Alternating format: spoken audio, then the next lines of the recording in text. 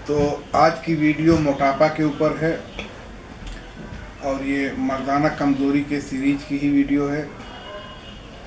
तो मोटापे से भी मर्दाना कमज़ोरी होती है, या यूँ कहिए कि मर्दाना कमज़ोरी में मोटापे का भी बहुत बड़ा रोल होता है।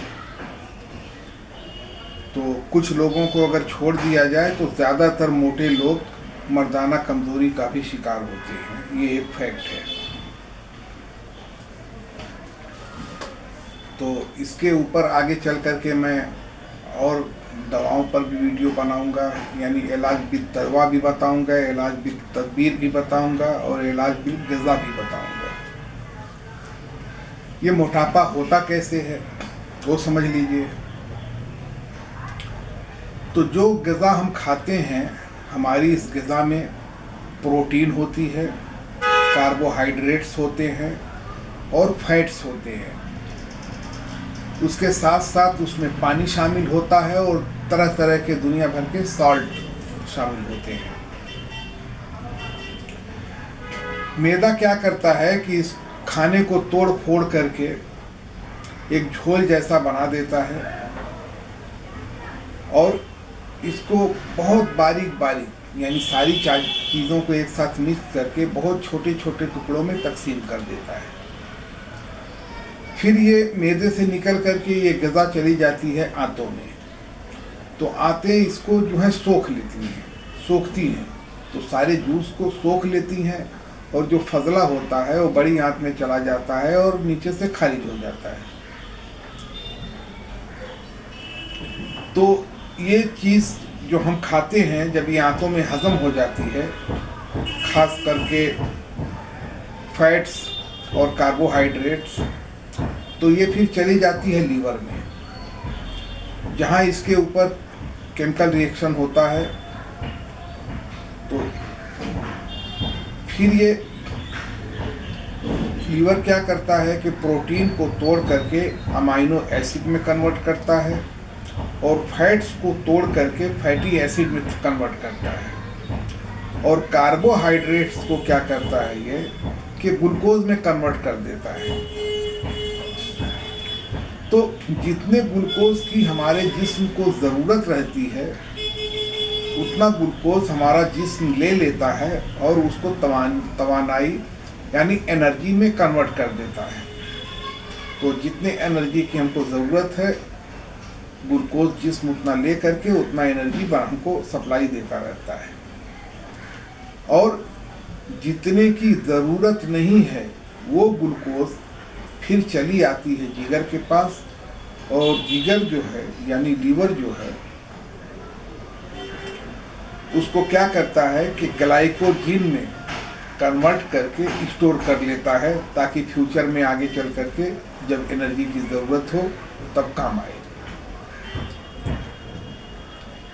होता क्या है कि जब लीवर में यानी जिगर में, कलेजे में जब कोई कमज़ोरी पैदा हो जाती है या कोई ख़राबी पैदा हो जाती है, तो फिर फैट्स के ऊपर लीवर अपना काम नहीं कर पाता है।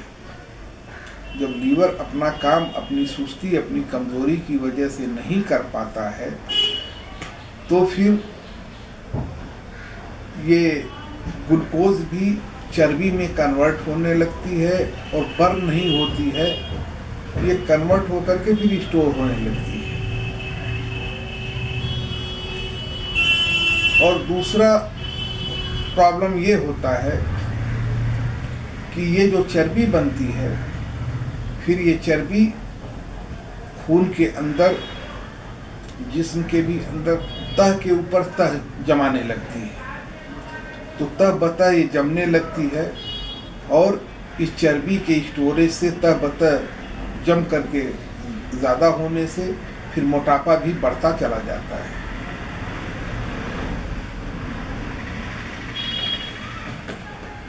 इसको आसान जुबान में इस तरह समझ लेते हैं कि हमने जो ग़िज़ा खाई, उस ग़िज़ा के अंदर जितने भी कार्बोहाइड्रेट्स हैं, ये क्या होता है, शक्कर यानी ग्लूकोज में कन्वर्ट हो जाते हैं, और ग्लूकोज में कन्वर्ट हो करके हमारे जिस्म में शामिल हो करके हमको तवानाई यानी एनर्जी प्रोवाइड करते हैं। लेकिन जब ये ग्लूकोज जिस्म की जितनी ज़रूरत है उस ज़रूरत से ज़्यादा हो जाए तो जिगर इसको चर्बी की शक्ल में स्टोर करना शुरू हो जाता है। कभी एक हमारे पेट की आंतों के ऊपर चर्बी की शक्ल में तह जमना शुरू हो जाता है, और बहुत मामला ख़राब हुआ, लीवर बहुत ठंडा हो गया, तो फिर लीवर अपने ऊपर भी इसको चढ़ा लेता है, इस चर्बी को। ये लीवर के ऊपर भी ये चर्बी चढ़ जाती है, जिसको हम फैटी लीवर बोलते हैं।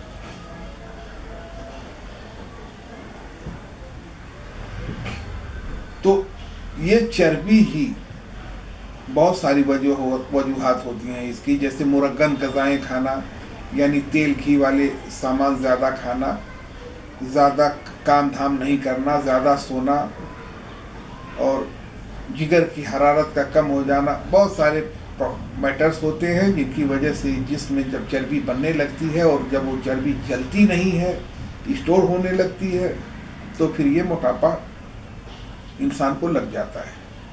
फिर ये मोटापा बहुत सारे मसाइल पैदा करता है। तो इस मोटापे से जो मसाइल पैदा होते हैं, इसमें जो खराबियां कमजोरियां पैदा होती हैं, वो आपको बता देता हूँ। थोड़े में बताता हूँ, ऐसे लिस्ट तो बहुत लंबी है। इसकी जो वजह है वो वजह ये है कि इंसान भूख लगने पर नहीं खाता है, बल्कि लज्जत के लिए बार बार खाता है। चलो ये खाता हूँ बहुत टेस्ट मिलेगा, चलो वो खाता हूँ बहुत टेस्ट मिलेगा, तो जुबान की लज्जत के लिए बार बार कुछ न कुछ इधर उधर खाता ही रहता है। दूसरी चीज होती है आराम परस्ती। कुछ लोग जिस्म को तकलीफ देना गुनाह समझते हैं। जिस्म को हिलाना, जिस्म को हरकत देना उनके लिए महापाप है, ये काम वो नहीं करते। कुछ लोगों की लाइफ होती है कार टू कारपेट, यानी कार से उतरे और पैर सीधा कारपेट पे रख दिए, कारपेट से उतरे लिफ्ट में चढ़े, लिफ्ट से उतरे सीधा पैर कार के अंदर। तो ये जो लग्जरी लाइफ होती है, ये लग्जरी लाइफ भी मोटापे की बहुत बड़ी वजह होती है। और भी बहुत सारे प्रॉब्लम पैदा करती है लग्जरी लाइफ, आसाबी कमजोरी वगैरह, लेकिन मोटापे का बहुत बड़ी वजह है। कुछ लोग वॉकिंग करना, टहलना, घूमना, एक्सरसाइज वगैरह वगैरह से बहुत दूर रहते हैं। उनके नज़दीक ये पागलपन है। जिस्म को तकलीफ देना बेवकूफ़ी है, पागलपन है। जिस्म को तकलीफ देने वाला कोई काम नहीं करते हैं।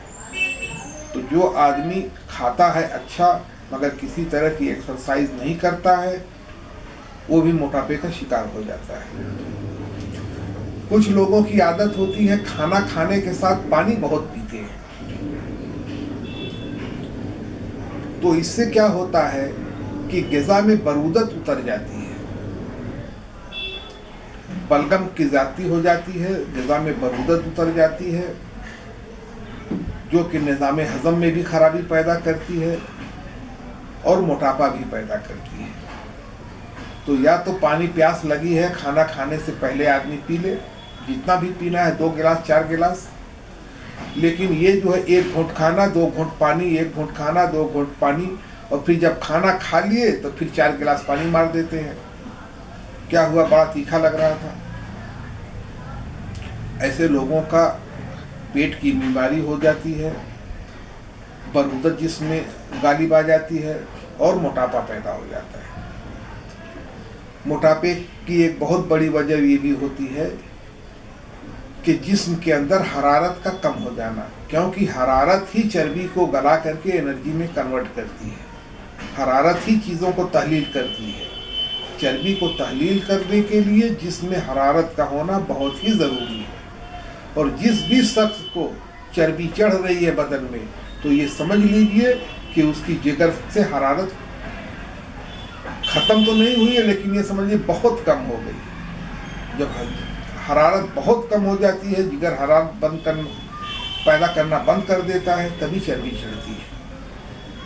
तो हरारत ही चीज़ों को तहलील करती है, चाहे वो चर्बी हो चाहे सोजिश हो, सबको हरारत ही तहलील करती है।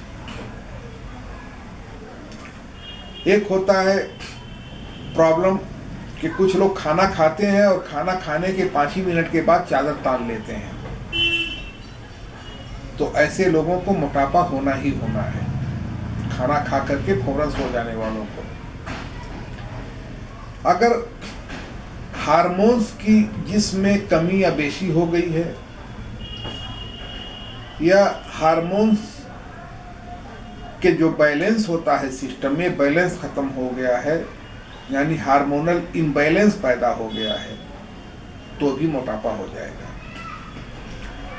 और मुरग्गन ग़िज़ा तो सभी को मालूम है, आम बात है कि उससे पैदा हो जाती है मोटापा। अगर कोई औरत बर्थ कंट्रोल की दवा खा रही है तो भी उसको मोटापा पैदा हो जाएगा। अगर किसी किस्म की बहुत सारी दवाएं हैं जो मोटापे को पैदा करती हैं, हरारत को, जिस्म से हरारत को कम करती हैं, और उसके नतीजे में जिस्म फूलता है, चर्बी बढ़ती है। तो बहुत सारी दवाएं भी मोटापा पैदा करती हैं, जिसमें खास करके ऐसी दवाएं जिसमें तरी ज़्यादा हो और थोड़ी उसके साथ गर्मी हो। तो हर तर गर्म दवा जिसमें चर्बी पैदा करती है, मोटापा पैदा करती है। अगर किसी को थायराइड का मर्ज है तो इस मर्ज में भी जिस्म मोटा हो जाता है, फूल जाता है। अगर किसी का किसी भी वजह से, जेनेटिक भी हो सकता है, तो अगर मेटाबॉलिज्म स्लो है तो स्लो मेटाबॉलिज्म में भी मोटापा होना ही होना है। अब इससे परेशानी क्या क्या पैदा होती है इस मोटापे से? तो एक है कि सांस फूलने लगेगी, और मोटे लोगों को अक्सर शुगर का मर्ज हो जाता है।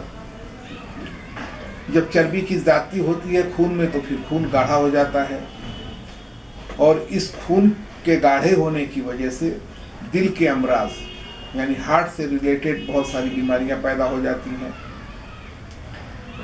इसी मोटापे में गुर्दे में, मसाने में और पित्त में पथरी पैदा होती है। इसी मोटापे में जोड़ों में दर्द पैदा होता है। नींद या तो बहुत गहरी खर्राटेदार आएगी, और अक्सर मोटे लोगों को नींद बहुत गहरी आती है, खर्राटेदार आती है, लेकिन बाज़ लोगों को नींद ही नहीं आती है। तो ऐसे लोग जिनको ब्लड प्रेशर की भी शिकायत हो मोटापे के साथ साथ, तो इनको रात को 2-2, 3-3 बजे तक नींद ही नहीं आती है, बगैर नींद की दवा खाए सोते ही नहीं है। ये मोटापा नफ्सियाती उलझन यानी साइकोलॉजिकल प्रॉब्लम भी पैदा करती है, और जिनसी ताकत यानी सेक्स की ख्वाहिश को, सेक्स की पावर को, सेक्स की ताकत को भी ये मोटापा खत्म कर देता है। नहीं खत्म किया तो बहुत बहुत कम कर देता है, ना के बराबर कर देता है। ये मोटापा ही माहवारी की बंदिश भी पैदा करती है, माहवारी में गड़बड़ी भी पैदा होती है इसी मोटापे में। ब्लड प्रेशर वगैरह पैदा हो जाना तो आम बात है। और जिस्म को हरकत देने में ये मोटापा बहुत ही मुश्किल पैदा करता है, और जब जिस्म को हरकत नहीं हो पाती है तो फिर ये मोटापा और आगे बढ़ जाता है। इस मोटापे में जो दवाएं खाई जाती हैं, तो अक्सर आदमी सोचता है कि आज खाए कल 1 किलो वजन कम हो जाए, और इसी का फायदा डॉक्टर, हकीम और बड़ी बड़ी कंपनियां उठाती हैं। तो सडन वेट लॉस के जो साइड इफ़ेक्ट्स हैं, वो ये जो एमडी डॉक्टर हैं यानी बड़े बड़े डॉक्टर हैं, उन्हें पता है, और वो अपने मरीज़ों को ऐसे काम से रोकते हैं और इस तरह की दवाएं नहीं देते हैं जो सडन वेट लॉस पैदा करती हैं। मगर बाकी जीपी जो लोग हैं ये तो अंधे की तरह देते हैं, मरीज को फायदा हुआ तभी दोबारा आएगा, नहीं तो कोई आने वाला नहीं है। तो इस सडन वेट लॉस के जो साइड इफेक्ट्स हैं वो इतने खतरनाक हैं कि आदमी अगर जान जाए तो इन दवाओं को छुएगा नहीं, क्योंकि ये सडन वेट लॉस वाली दवाएं वाइटलिटी और इम्यूनिटी इन दोनों को कमजोर कर देती हैं। मेटाबॉलिज्म पर ये शॉक, मतलब एक तरह का शॉक लगाती हैं ये। तो बहुत सारे प्रॉब्लम है सडन वेट लॉस के, जो मैं अगली वीडियो में तफसील से बताऊंगा। हकीकी मोटापा, जो सच्चा मोटापा है वो क्या है? वो है जिसमें चर्बी की ज्यादती हो जाए, जिस्म फूल के कुप्पा हो जाए और साथ साथ में जिस्म का वजन भी बढ़ जाए, तो ये है हकीकी मोटापा। एक दूसरी तरह का जो मोटापा होता है, इसको हम अज़लाती मोटापा कहते हैं। तो इसमें क्या है, मसल्स जो हैं वो बड़े, मतलब वो मोटे हो जाते हैं, बड़े हो जाते हैं। जैसे जो ज़्यादा जिम करके मसल्स बनाते हैं उनको देख लीजिए, या फिर पहलवानों को देख लीजिए कि पूरा जिस्म उनका कसरती दिखाई देता है। तो ये कसरती जिस्म वाला मोटापा होता है। इसमें क्या होता है कि इंसान के जिस्म का वज़न बहुत बढ़ा हुआ होता है और इंसान देखने में भी बहुत मोटा दिखाई देता है, लेकिन ये हकीकी मोटापा नहीं है, क्योंकि इसमें मसल्स को आप हाथ लगाएंगे तो मसल्स लकड़ी की तरह सख्त होते हैं। तो जितने भी मसल्स हैं हाथ में, पैर में, सीने, कमर, गर्दन, कहीं भी आप हाथ लगाएंगे तो आपको सख्ती महसूस होगी। ये गोश्त का मोटापा है और ये सख्त होता है। जबकि जो हकीकी मोटापा है, चर्बी वाला और वजन बढ़ने वाला, इसमें पिलपिलापन होता है। आप कहीं भी जिसमें हाथ लगाएंगे तो ये नरम और गुदाज महसूस होगा आपको। और जहाँ चर्बी की ज्यादती होगी कमर के चारों तरफ, पेट के चारों तरफ, तो ये भी आपको पिलपिला महसूस होगा। इसमें सख्ती बिल्कुल नहीं मिलेगी। तो ये जो पहलवानों वाला मोटापा है कि आदमी खा रहा है लेकिन चर्बी नहीं बन रही है, बस उसका वजन बढ़ता जा रहा है। जिस मोटा होता जा रहा है वजन बढ़ता जा रहा है। तो इस मोटापे में तो कोई ज़्यादा प्रॉब्लम नहीं होती है, लेकिन फिर भी जो चीज़ अपने एतदाल से बाहर चली जाए, यानी अपनी लिमिट को क्रॉस कर दे, तो फिर वो प्रॉब्लम पैदा कर देती है। तो इसकी दवा बता देता हूँ, बहुत ही आसान दवा है। इसमें लेना है आपको मकोय, कासनी, सूखा पुदीना, गुल सुर्ख यानी लाल गुलाब का सूखा फूल, सौंफ, हर एक 5 ग्राम, और अमिलतास।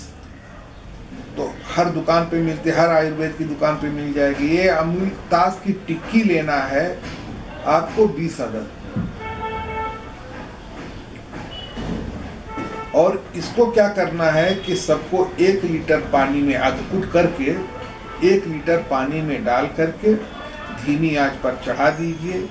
जब ये पकते पकते आधा पानी इसका जल जाए, आधा पानी बचा रहे, तो इसको छान करके इसमें थोड़ा नमक डाल करके, हल्का नमक, और इसको घूंट घूंट चाय की तरह से पी जाना है। ज़्यादा गर्म न रहे, पीने लायक गर्म रहे, तो इसको पी जाना है। कब पीना है? सुबह में खाली पेट और शाम को खाली पेट, 2 टाइम पीना है।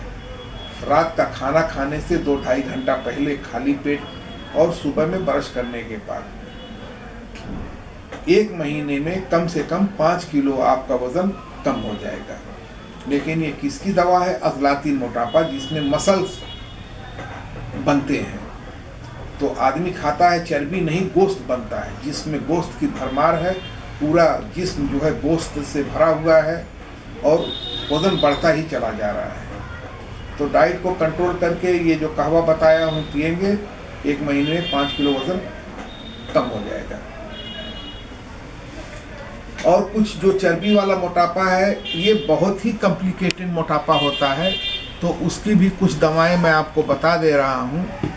लेकिन उसके इलाज के लिए अगर सडन वेट लॉस की दवाएं दी जाती हैं तो ये दवाएं काम करती हैं, लेकिन जितना ये वज़न कम करेंगी, आपका मोटापा कम करके बीमारियां दूर करेंगी, उसका 20 गुना ये बीमारियां पैदा भी कर देती हैं। अंदर से इंसान खोखला हो जाता है इन दवाओं के इस्तेमाल के बाद। तो अगर कोई शख्स सडन वेट लॉस की दवा इस्तेमाल कर रहा है तो उसके साइड इफ़ेक्ट्स को रोकने के लिए क्या करना है, आप कमेंट बॉक्स में आइए, मैं सारी तदबीर आपको बता दूंगा।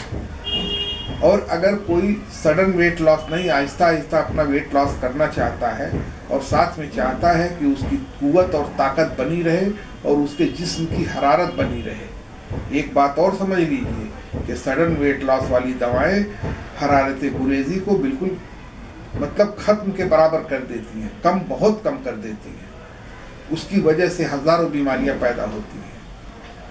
तो मैं बता दूंगा आपको कि हरारत गुरेजी को कायम रखते हुए और जितने वाइटल ऑर्गन्स हैं उनको कोई प्रॉब्लम पैदा नहीं हो, उनमें कोई कमज़ोरी पैदा नहीं हो, तो सारे सेहत को बरकरार रखते हुए, सारे आज़ाए रईसा और शरीफा की ताकत को बरकरार रखते हुए किस तरह से वेट लॉस करना है, किस तरह से अपनी चर्बी को ख़त्म करना है, इस अगर कोई कमेंट बॉक्स